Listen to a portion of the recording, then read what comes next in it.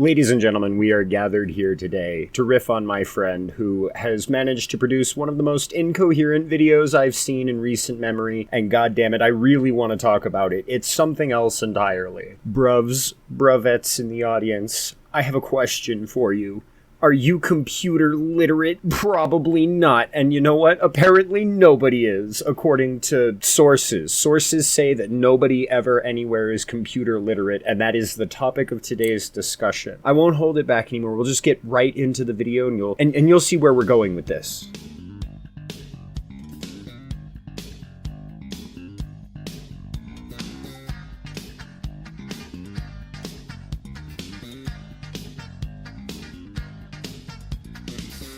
Hey, what's going on, everybody? Welcome back to another video here on Zephyr. If you enjoyed the concept of this video, hit that like button.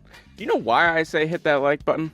Well, because I'm computer literate. My brother in Christ, that's not why you say hit that like button. It has nothing to do with your computer literacy. It has to do with the fact that you're trying to grow your YouTube channel. The like button is not a matter of whether or not you can read the things going on your screen.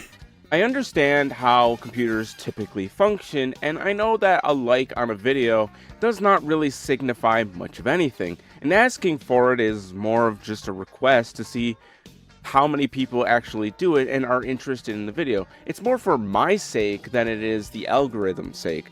Now, if I told you to share this video, that's a lot bigger, because I'm computer illiterate enough that you are now expanding my SEO into other platforms, and having click-through rates on other platforms is very good for the YouTube channel that I am presenting to you. How are these two things related? How does you knowing the functions and properties of a computer relate to you knowing that the like button doesn't benefit the algorithm? Those are two entirely separate things, my friend. My friend whom I'm gravely concerned about. This is why people share their videos to Twitter and Facebook in order to aggregate more views elsewhere. It's also why you see a lot of shorts and things like that on multiple platforms as well, in order to increase the SEO to get your name out there and to further grow your channel.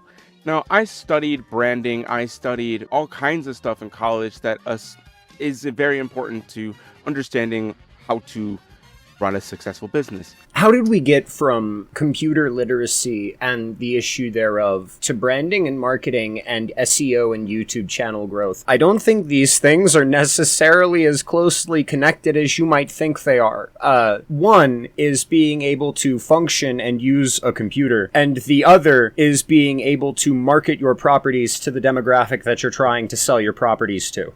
However, I grew up in the 90s, before the explosion that was the internet. When I was in trade school, the internet was still pretty much in its infancy. No, see, you're mistaken. Your childhood was in the 90s. You grew up in the 2000s when the internet explosion was happening. You have really no excuse by that point to not be computer literate, and if you're not computer literate by now, you really have no excuse for that either. Bruv, I have to shoot straight for a second. You're 30 years old. There's no way in hell you were in trade school during the infancy of the internet. That literally is not possible. We were just starting to get away from HTML when I graduated, and CCS or CSS became the norm. By that logic, you graduated in 2019, because that's the closest we've ever come to actually phasing out HTML. It is still the most used standard for web pages. For producing websites and things like that, plus the advent of things like Facebook and smartphones being later in my life, made it more difficult for me to be computer literate. A new study on the Washington Post states that children today are the natives of the internet, but are still no closer to being computer.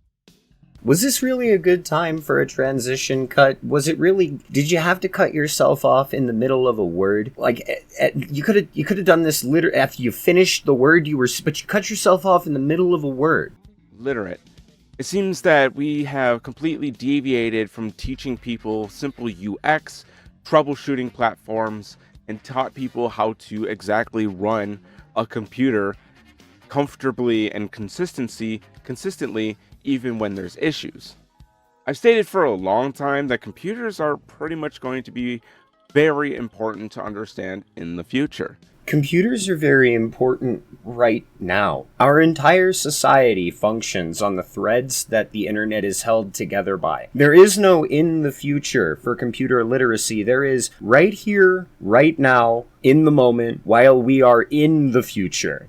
Companies like Dollar General and Tops Markets still use BIOS-like systems in order to run their registers. And this is good and bad. For the user, it's bad, but for the people trying to get into their systems, it could be very good because the system could be very difficult to navigate and very difficult to use. Before we move on to your weird side tangent, okay, I just have to stop and address the flaw in your logic right there. It wouldn't be easier for people trying to break into your point of sale system if it were harder to navigate. That just isn't true. If it's harder to navigate and you're trained to use it, which hopefully every Dollar General is doing, then nobody who comes in and doesn't have that training will be able to use it. It being more complicated doesn't suddenly make it harder to use or riskier to use. Heyo, in the making of this video, I actually had a very weird memory when I worked as a cashier and I guess you could say I was a price clerk for a local grocery store. Or people trying to hack it. We talk about hacking being on the rise all the time, but a lot of that is day zero exploits that were known about before the application was released. I'm going to go ahead and say again I don't know what time it is now. I don't know how we got here. How did we get from computer literacy to marketing to talking about the dangers of point of sale systems and how old they are to hacking? How did we get here? What does this have to do with computer literacy? They just use things that already pre-exist in code and start from the bottom. Binary injections, what lane is it running on? What can I use to inject on it? You look at the motherboards and you can look at things and you can figure out ways to inject data. This is why a lot of cheaters are using Raspberry Pis and Arduinos directly into serial ports to change data outgoing through the network. There's a lot of hacking, but not a lot of that is difficult. You're absolutely right. There is an ungodly amount of hacking, but it's not true that it's not difficult. It is quite difficult. You either, in most cases, need to spend money on these cheats, put together hardware specifically for these cheats, or have groups of friends who develop these cheats internally, and there's this big whole system that goes in with that. Behind all of this, what the fuck does this have to do with being computer literate for day-to-day use? See, the exact understanding of what computer literacy is then defining against what computer literacy isn't. And that might seem like a no-brainer to most people, but when you have a complex platform with its own culture, things begin to get more complicated. Yes, but, friendo, it is a no-brainer. There was no brain that went into forming whatever came out of your mouth just now. I don't even think that was a sentence. I'm not sure what thought you were trying to give out. But whatever it was, bruv, you didn't get it there. See, computer literacy does not mean Twitter, it does not mean Facebook, it does not mean the internet at all. It actually means the user interface or UX of, say, Windows, Linux, etc. I've been saying for a while that I want to switch to Linux. The big thing that's stopping me from switching to Linux is computer literacy. I don't 100% know how to run or use Linux. I don't know sudo commands, I don't have them memorized. I don't know how to update graphics cards that don't have a Linux launcher window.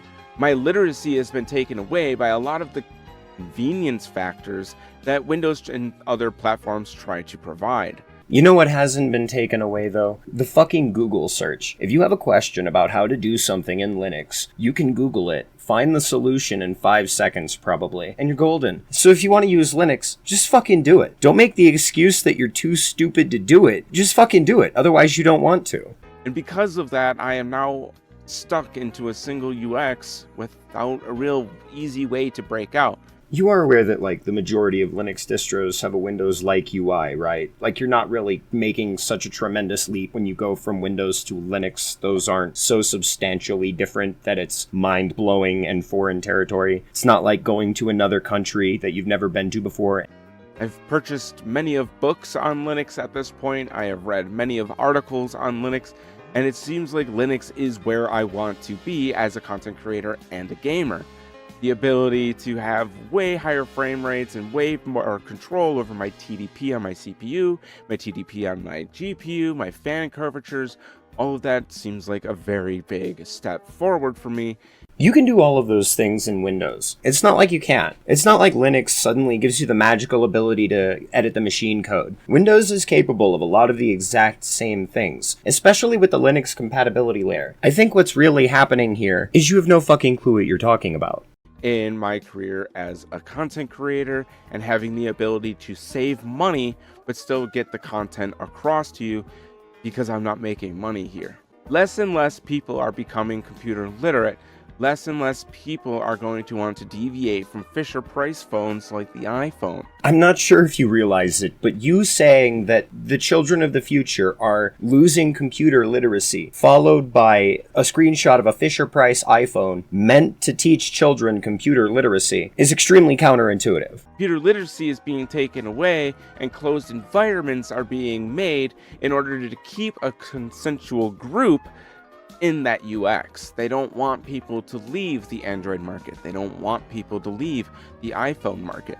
They don't want people to leave Windows. They are invading every portion of your lives is not defensible with, but they are also super convenient. Now, Zephyr is my buddy. We love him here, right? But that's 8 minutes of my life I'll never get back. I began the video thinking maybe it was going to be some kind of meme piece. Got halfway through the video thinking maybe eventually he was going to get to some kind of point, and that this whole thing was going to culminate in some reason that I spent my time watching it. And here I am, 8 minutes later, incapable of even finishing the video, feeling like I have wasted tons of my time, not even talking about anything, because that's what this is. This video isn't about anything. There's nothing here. There's no substance here. In most cases, I'd be like, yeah, I like your gameplay, and he does really good stuff here and there, but this issue, this topic, the things being conveyed here are nonsensical and not well thought out. There's no point being driven other than computer literacy bad, and some stuff. Like, if it were a meme, it would look like a meme, but it doesn't. It looks very serious, and it's a little too fucking serious for all of the nothing burgers that get spat out over the course of it. So I'm sad that I wasted my time watching it. I'm even more sad that I've wasted my time making a video about it. At least I get some restitution in knowing whoever stuck around with me for this long had to suffer as much as I did. Thank you, and have a nice day.